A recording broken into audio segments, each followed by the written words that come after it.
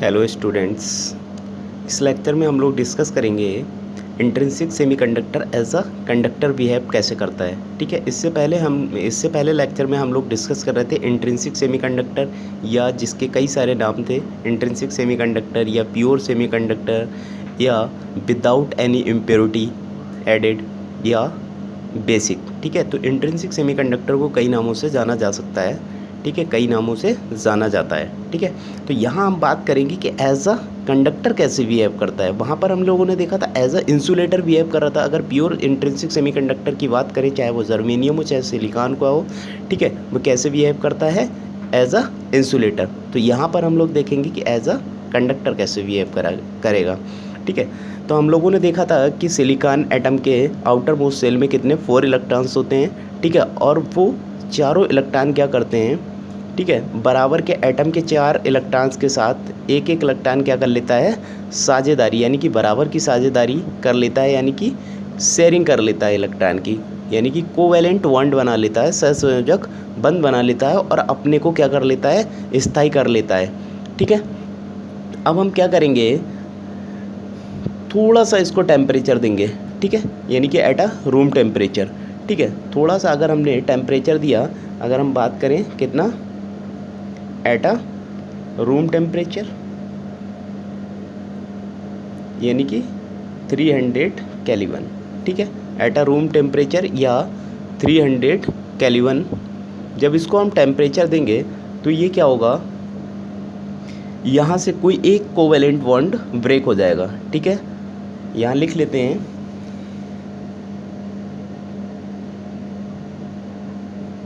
जैसे ही थोड़ा सा टेम्परेचर इंक्रीज करते हैं, या ऐसे नहीं लिखेंगे, थोड़ा सा टेम्परेचर देने पर, ठीक है, जैसे ही थोड़ा सा टेम्परेचर देते हैं, ठीक है, तो कुछ कोवैलेंट बॉन्ड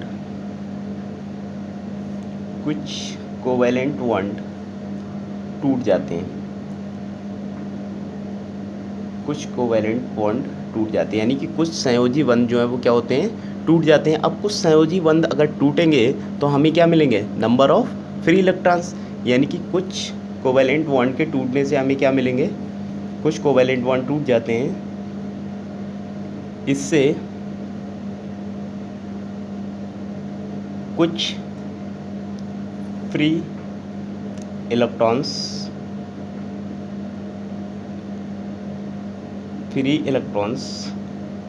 मिलते हैं। ठीक है, तो जैसे कि हम लोगों ने बात की थी कि इसे थोड़ा सा टेम्परेचर देंगे, यानी कि रूम टेम्परेचर, तब क्या होगा, कोई कोवैलेंट बॉन्ड टूटेगा। ठीक है, जैसे हमने यहाँ पे दिखाया है कि ये वाला कोवैलेंट बॉन्ड टूट गया और ये वाला जो यहाँ पे इलेक्ट्रॉन था वो इलेक्ट्रॉन निकल के बाहर चला गया। वो इलेक्ट्रॉन अब इस क्रिस्टल में मूव करने के लिए क्या हो गया, फ्री हो गया। ठीक है, जब वो फ्री हो गया, यहाँ पे क्या हो गया, होल क्रिएट हो गया। अब होल हम जानते हैं कि होल कैसा होता है, पॉजिटिवली चार्ज होता है। होल कैसा होता है, पॉजिटिव चार्ज होता है, और इलेक्ट्रॉन कैसा होता है, नेगेटिव चार्ज होता है। ठीक है, तो अभी भी इसमें इलेक्ट्रिसिटी फ्लो नहीं होगी। अब हम यहाँ पे क्या करें कि यहाँ हमने लगा दिया, मान लो इलेक्ट्रिक फील्ड, इस डायरेक्शन में हमने क्या लगा दिया, इलेक्ट्रिक फील्ड लगा दिया। ठीक है, अब इलेक्ट्रिक फील्ड लगा दिया, ठीक है, तो इलेक्ट्रिक फील्ड की जो डायरेक्शन होती है उसके अपोजिट डायरेक्शन में इलेक्ट्रॉन क्या करता है, मूव करता है, यानी कि जो फ्री हुआ इलेक्ट्रॉन कहाँ पहुँचा था, यहाँ पर। ठीक है, वो इलेक्ट्रॉन अभी कहाँ है, ऊपर है, और ऊपर डायरेक्शन में ही हमने, इस डायरेक्शन में हमने क्या लगा दिया, इलेक्ट्रिक फील्ड। ठीक है, तो जब हम इस डायरेक्शन में इलेक्ट्रिक फील्ड को लगाएंगे तब ये इलेक्ट्रॉन क्या करेगा, ठीक है, इसकी अपोजिट डायरेक्शन में मूव करेगा, यानी कि इलेक्ट्रॉन ऊपर से कहाँ आएगा, नीचे की ओर आएगा। ठीक है, अब ये इलेक्ट्रॉन जब नीचे आएगा तो हो सकता है, क्योंकि इलेक्ट्रॉन कैसा है, पॉजिटिव चार्ज है, होल कैसा है, सॉरी, इलेक्ट्रॉन कैसा है, नेगेटिव चार्ज है, होल कैसा है, पॉजिटिव चार्ज है, तो हो सकता है ये रिकॉम्बिनेशन हो जाए, रिकॉम्बाइन कर ले। ठीक है, ये यहाँ से ऐसे आए और होल क्या करे, इसको अट्रैक्ट कर ले, और ये इलेक्ट्रॉन यहाँ पर खाली जगह, होल क्या है, vacancy, hole as a vacancy. ठीक है, ये क्या है, खाली जगह है। ठीक है। तो हो सकता है कि इलेक्ट्रॉन इसमें गिर जाए, या हो सकता है इलेक्ट्रॉन किसी और से भी टकरा सकता है, और भी कोवैलेंट बॉन्ड टूट सकते हैं, ठीक है। तो और भी नंबर ऑफ फ्री इलेक्ट्रॉन्स यहाँ पर प्रेजेंट हो सकते हैं। तो इस तरीके से यहाँ पर क्या होगा, ये करंट इलेक्ट्रॉन जो है वो इस तरीके से डाउनवर्ड इलेक्ट्रिक फील्ड अप्लाई करने पर ये इलेक्ट्रॉन इलेक्ट्रिक फील्ड के अपोजिट डायरेक्शन में मूव करेगा। देन जब ये यहाँ से मूव करेगा देन क्या होगा, करंट फ्लो होगी, ठीक है। तो अगर ये इलेक्ट्रिक फील्ड इस डायरेक्शन में है, इलेक्ट्रॉन इस डायरेक्शन में मूव करेगा, तो करंट भी कहाँ फ्लो करेगी, इस डायरेक्शन में। करंट हमेशा इलेक्ट्रिक फील्ड की डायरेक्शन में फ्लो होती है, या फिर दूसरे शब्दों में हम कहें तो करंट हमेशा इलेक्ट्रॉन के अपोजिट डायरेक्शन में क्या करती है, फ्लो करती है। तो अगर हम इसको बैंड डायग्राम से समझें, तो अभी हमने देखा कि यहाँ पर हमारे पास, ठीक है, बैलेंस बैंड, यही तो है बैलेंस बैंड, ठीक है। तो यहाँ पर हमारे पास बैलेंस बैंड में क्या हो गए, होल्स फ्री हो गए, ठीक है। तो इससे पहले हम लोग बात कर रहे थे बैलेंस बैंड में क्या होते हैं, इलेक्ट्रॉन्स होते हैं। यहाँ पर इलेक्ट्रॉन्स होंगे बैलेंस बैंड में। अब यहाँ पर जब टेम्परेचर बढ़ाया तो यहाँ इस बैलेंस बैंड में कुछ होल्स प्रेजेंट हो गए। यहाँ क्या हो गए, ये यहाँ पर क्या थे, इलेक्ट्रॉन्स थे। और जैसे ही हमने यहाँ पे क्या करा, यहाँ पे क्या किया, टेम्परेचर दिया, तो टेम्परेचर देने से यहाँ के कुछ बॉन्ड ब्रेक हो गए, ठीक है। यहाँ के ये इलेक्ट्रॉन कहाँ चले गए, यहाँ आ गए। ये वाले इलेक्ट्रॉन कहाँ जाएंगे, कंडक्शन बैंड में। ये सारे इलेक्ट्रॉन्स, ठीक है। और तब यहाँ क्या क्रिएट हो जाएगा, होल क्रिएट हो जाएगा, ठीक है। तो जैसे ही बैलेंस बैंड से इलेक्ट्रॉन कहाँ जाएगा, कंडक्शन बैंड में, तो वो वहाँ पे क्या क्रिएट कर देगा, होल, ठीक है। होल कुछ होता नहीं है, बस ये खाली जगह होती है, लेकिन हम इसको कंसीडर करते हैं एज अ पॉजिटिव, ठीक है। तो ये क्या हो गया, होल क्रिएट हो गए। अब बैलेंस बैंड में होल और इलेक्ट्रॉन, और कंडक्शन बैंड में क्या है, इलेक्ट्रॉन। तो जितने यहाँ बैलेंस बैंड के अंदर क्या होंगे, होल्स होंगे, उतने ही कंडक्शन बैंड में क्या होंगे, इलेक्ट्रॉन्स होंगे, ठीक है।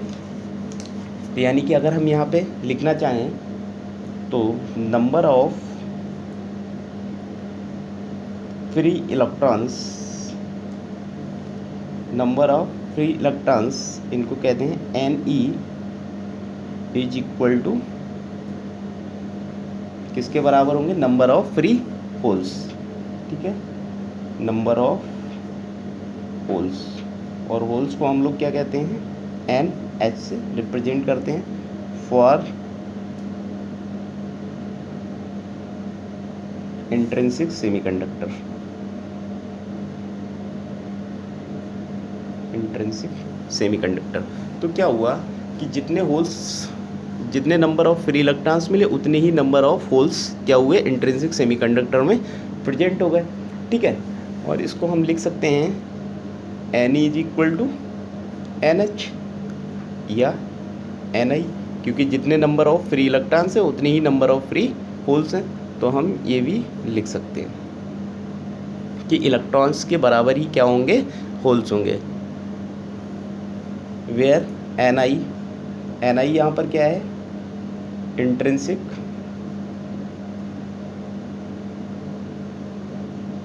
कंसंट्रेशन,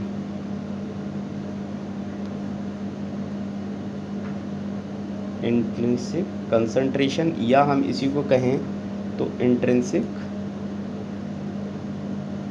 चार्ज,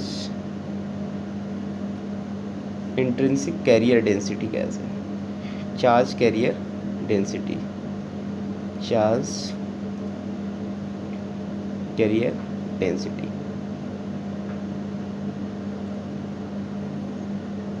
ठीक है। तो ये क्या होगी, Ni क्या हो गया, इंट्रिंसिक कंसंट्रेशन, यानी कि निज अर्ध चालक की कंसंट्रेशन, या इंट्रिंसिक चार्ज कैरियर डेंसिटी, ठीक है। एट अ रूम टेम्परेचर ये कितनी होती है, फॉर सिलिकॉन एटम के लिए एट रूम टेम्परेचर यानी कि 300 केल्विन, या हम कहें तो 27 डिग्री सेल्सियस। इस पे सिलिकॉन एटम की जो है कितनी होती है 1.5 इंटू 10⁻6 पर मीटर क्यूब, ठीक है, पर मीटर क्यूब फॉर सिलिकॉन। और अगर यहीं पे जर्मेनियम का क्रिस्टल हो तो जर्मेनियम के लिए कितनी होती है 2.4 इंटू 10⁻19 पर meter cube for germanium crystal, ठीक है, सॉरी Ni, ठीक है। तो यहाँ पर intrinsic concentration for silicon atom के लिए कितनी होती है 1.5 इंटू 10⁻6 पर meter cube, and for germanium crystal के लिए इंट्रिंसिक कंसंट्रेशन कितनी होती है 2.4 इंटू 10⁻19 पर मीटर क्यूब फॉर जर्मेनियम, ठीक है। थर्मली जनरेटेड इलेक्ट्रॉन हमारे पास कौन सा था, ये वाला, ठीक है, ये क्या है थर्मली जनरेटेड फ्री इलेक्ट्रॉन है। अब यहाँ से अगर हम देखें तो ये क्या था थर्मली जनरेटेड फ्री इलेक्ट्रॉन, ठीक है, और उसको हमने लगाई क्या इलेक्ट्रिक फील्ड, वहाँ हमने क्या लगाई इलेक्ट्रिक फील्ड। तो जैसे ही इस डायरेक्शन में हमने इलेक्ट्रिक फील्ड लगाई तो ये थर्मली जनरेटेड इलेक्ट्रॉन जो था वो क्या हुआ, इसके अपोजिट डायरेक्शन में क्या करने लगा, मूव करने लगा, इसके अपोजिट डायरेक्शन में क्या करेगा, मूव करेगा। तो इलेक्ट्रॉन ऐसे आएगा। अब जब इलेक्ट्रॉन ऐसे आएगा तो यहाँ पर करंट का जो फ्लो होगा वो करंट का फ्लो ये हो जाएगा इस डायरेक्शन में, ठीक है, यानी कि IE। तो करंट हमें कब मिली, यानी कि करंट इलेक्ट्रिसिटी फ्लो कब की, करंट कब फ्लो की, जब हमने इंट्रिंसिक सेमीकंडक्टर के ऊपर, ठीक है, पहले तो थर्मली जनरेटेड फ्री इलेक्ट्रॉन हुआ, उसको थर्मली जनरेट किया जिससे कि फ्री इलेक्ट्रॉन मिला। उसके बाद जब इलेक्ट्रिक फील्ड अप्लाई किया तो वो थर्मली जनरेटेड फ्री इलेक्ट्रॉन क्या हुआ, इलेक्ट्रिक फील्ड के अपोजिट डायरेक्शन में मूव करने लगा। जैसे ही वो अपोजिट डायरेक्शन में मूव करने लगा तो इलेक्ट्रिक फील्ड की डायरेक्शन में करंट का फ्लो होने लगा, ठीक है। तो जो ये करंट यहाँ पर मिलती है हमें, इस करंट को हम लिख सकते हैं थर्मली जनरेटेड ड्यू टू, यहाँ लिख लो दिखाई नहीं देगा, due to thermally generated electron, ठीक है। तो जो करंट मिली है जो IE है, IE किसके कारण है, due to thermally generated electron, जो थर्मली जनरेटेड इलेक्ट्रॉन था उसकी वजह से हमें करंट का यहाँ पर क्या होता है, करंट प्राप्त होती है, ठीक है, क्लियर।